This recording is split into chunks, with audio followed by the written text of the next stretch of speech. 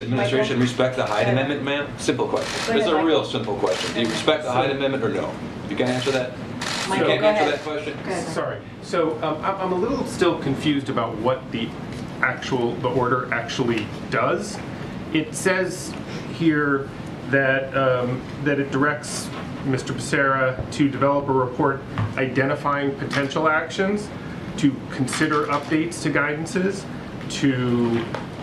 it directs the chair of the Federal Trade Commission to consider actions. It asks Mr. Becerra to consider actions about protecting information.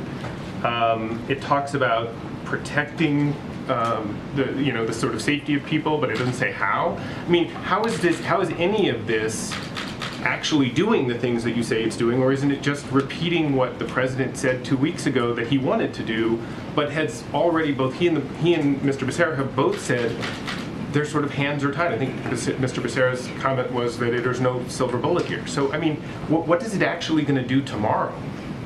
There are many new things in here, so let me walk through a few of them. First of all, on privacy, what we are seeing is already an assault on people's privacy, and there's sort of two things in the executive order to address that. The first is through the Federal Trade Commission. But it doesn't actually do anything. It says it asks the Federal Trade Commissioner to consider actions. Yes, right? so the Federal Trade What actions do you want him to do? The Federal Trade Commission is obviously an independent agency, so the president can't compel them, which is why the words of the executive order are to consider.